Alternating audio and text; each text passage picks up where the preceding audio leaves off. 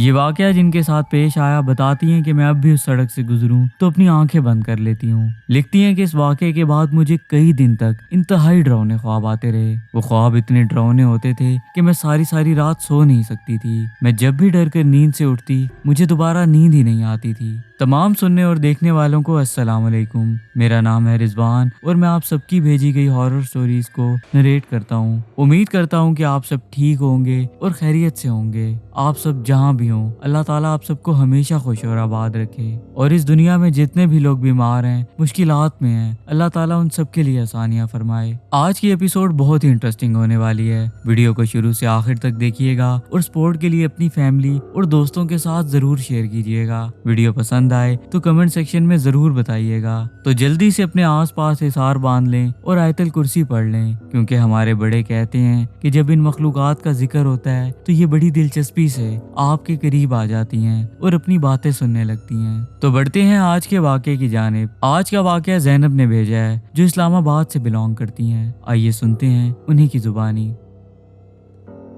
अस्सलाम वालेकुम रिजवान, उम्मीद करती हूँ कि आप खैरियत से होंगे। मेरा नाम ज़ैनब है और मैं इस्लामाबाद एयर यूनिवर्सिटी की स्टूडेंट हूँ। आज से 1 साल पहले मेरे साथ एक ऐसा खौफनाक वाकया पेश आया जिसे सुनकर आप भी हैरान रह जाएंगे। हुआ कुछ यूं था कि उस दिन मैं अपनी यूनिवर्सिटी में थी। हमारी एक क्लास डिले हो गई थी जो शाम के वक्त रखी गई थी। हम सब ग्रुप वाले उस क्लास के इंतजार में थे और मैंने अपने वैन वाले अंकल को बता दिया था कि आज मैं लेट हूँ, आप चले जाएं, मैं अपने भाई को बुलवा लूंगी। वापसी के लिए वो मुझे पिक करेगा, क्योंकि पहले भी जब ऐसा होता था तो मैं अपने भाई को ही बुलवाती थी। जब हम क्लास से फ्री हुए तो मगरिब हो चुकी थी। जब क्लास से हम बाहर निकले तो हर तरफ रात की तारीकी छाने लगी थी। मेरा अपने भाई से राब्ता हुआ तो इत्तेफाक से वो यूनिवर्सिटी के पास से ही गुजर रहा था, जो राब्ता होने पर फौरन वहां पहुंच गया।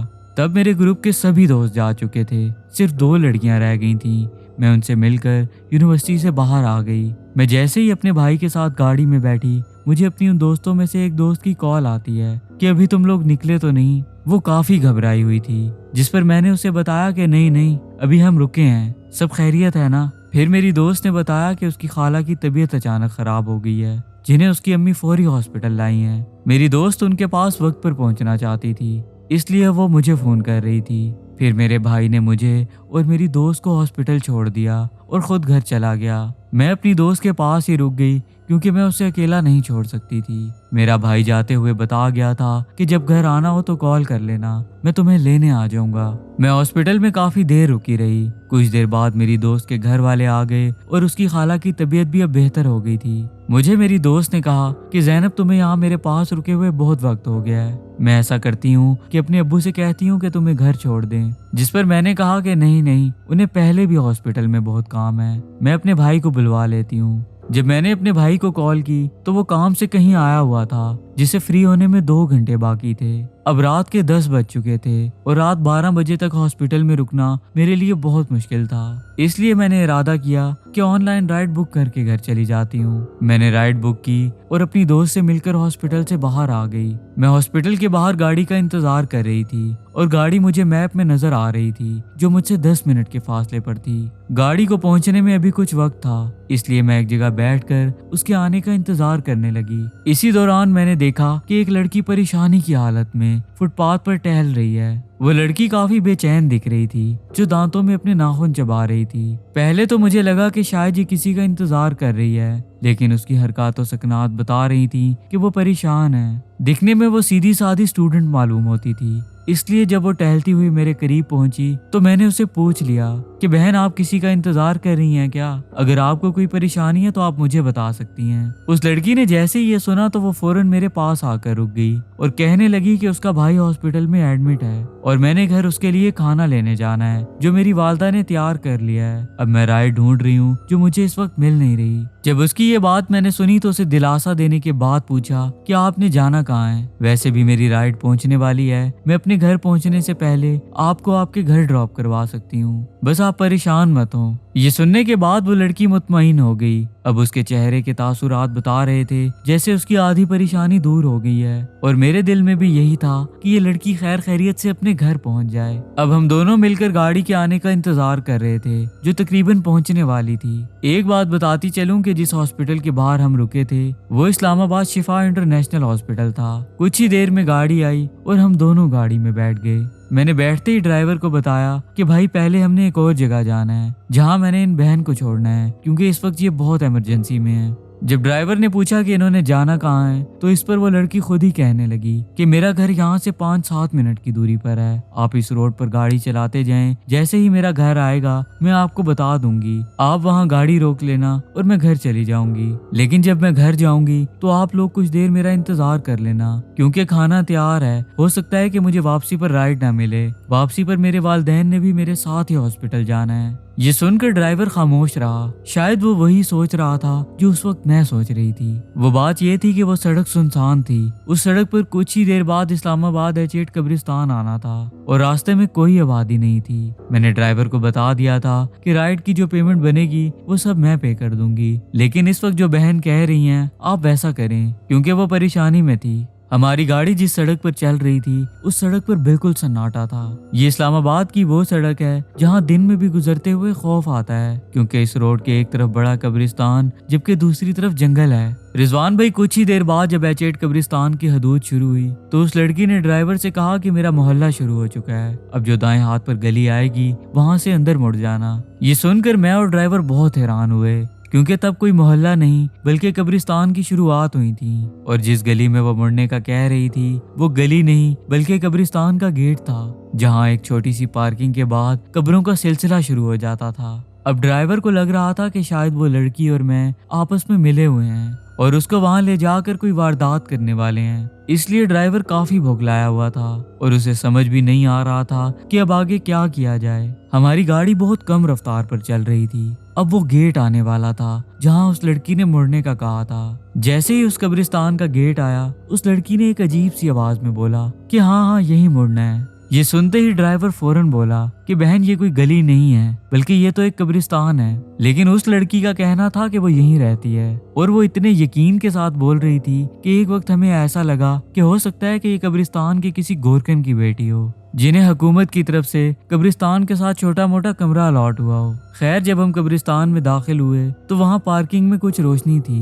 इत्तेफाक से 2 स्ट्रीट लाइट्स ऑन थी जो तकरीबन पूरी पार्किंग में रोशनी कर रही थी। उस रोशनी को देखकर मेरा और ड्राइवर का खौफ कुछ कम हो गया। ड्राइवर को डर था कि उसके साथ वारदात हो सकती है और मैं इसलिए खौफजदा थी क्योंकि मैं अपनी पूरी जिंदगी में सिर्फ 2 से 3 बार कब्रिस्तान गई थी, वो भी अपने बचपन में। मैंने सोचा भी नहीं था कि मुझे कभी रात के वक्त इस तरह से कब्रिस्तान भी आना पड़ेगा। कब्रिस्तान में दाखिल होते ही हमने एक जगह गाड़ी रोक ली और जो लड़की हमारे साथ थी वो गाड़ी से उतरकर कब्रिस्तान में चली गई। जाते हुए उसने हमसे कोई बातचीत नहीं की। उसने खामोशी से गाड़ी का दरवाजा खोला और उतरकर कब्रिस्तान में चली गई। जैसा कि उसने हमें पहले से बता रखा था कि उसने अपने घर से खाना लेना है, इसलिए ड्राइवर और मैं वहां रुककर उसका इंतजार करने लगे। ड्राइवर ने मुझसे कहा कि देखें बहन, मैं यहाँ 5 मिनट से ज्यादा नहीं रुक सकता। आपके साथ जो बहन है ये 5 मिनट में वापस आ गई तो ठीक, वरना हमें यहाँ से जाना होगा क्योंकि ये जगह खतरे से खाली नहीं है। हमें नहीं मालूम हम जिस जगह खड़े हैं वो जगह कितनी भारी हो सकती है, और वैसे भी वो बहन हमें जाते हुए कुछ भी बताकर नहीं गई।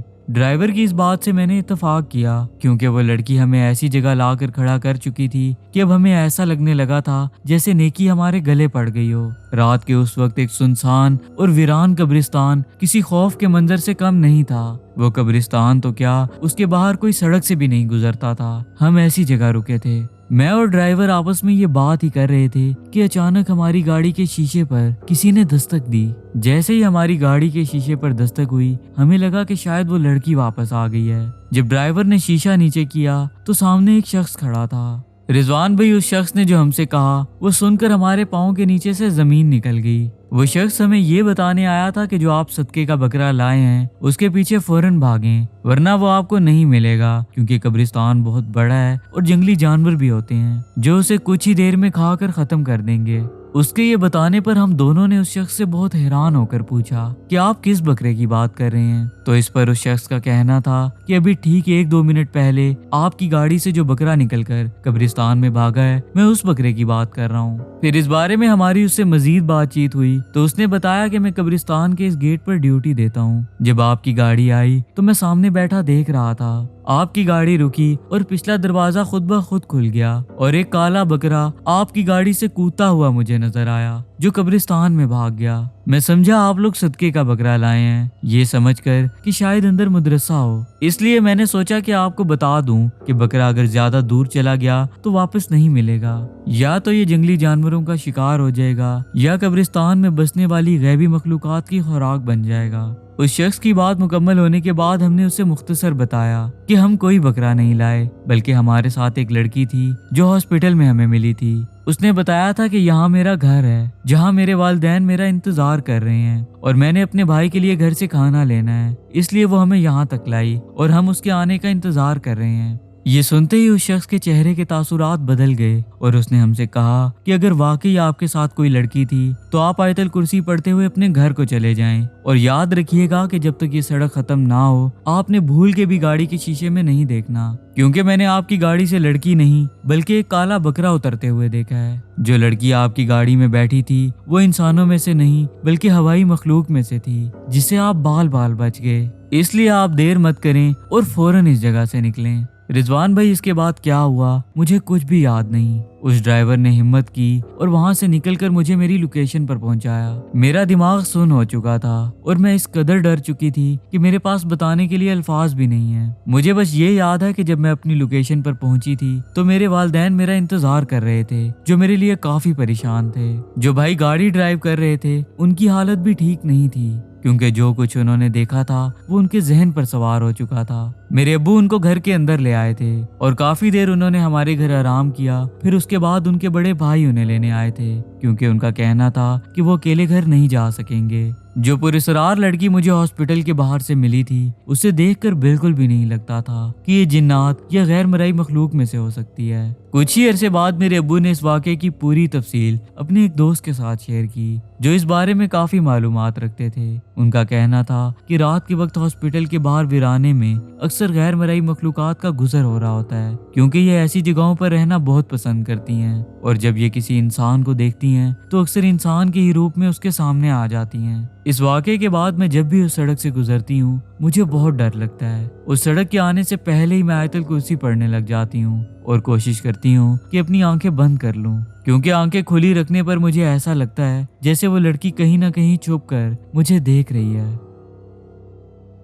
मैं ज़ैनब का दिल से शुक्रिया अदा करूंगा कि उन्होंने अपना कीमती वक्त निकाला और अपना वाकया हम तक पहुंचाया। अगर आपको यह एपिसोड पसंद आई हो और अगर आप चाहते हैं कि ऐसी मजीद एपिसोड्स आती रहें तो इस वीडियो को लाइक और शेयर करना बहुत बहुत जरूरी है। अगर आप मेरे चैनल पर नए हैं या अभी तक सब्सक्राइब नहीं किया तो जल्दी से सब्सक्राइब कर लें और बेल आइकन पर क्लिक करके ऑल का नोटिफिकेशन ऑन कर लें। इससे होगा ये कि मेरी आने वाली वीडियोस का नोटिफिकेशन आपको वक्त पर मिल जाएगा और मेरी हर एपिसोड आप सब तक आसानी से पहुंच पाएगी। आप सब नीचे दिए गए नंबर पर अपनी स्टोरी शेयर कर सकते हैं और कमेंट सेक्शन में अपनी कीमती राय का इजहार भी कर सकते हैं। इसी के साथ मैं इजाजत चाहूंगा, जल्द ही नए एपिसोड के साथ हाजिर होऊंगा। आप सब अपना बहुत ख्याल रखिएगा। तब तक के लिए अल्लाह हाफिज।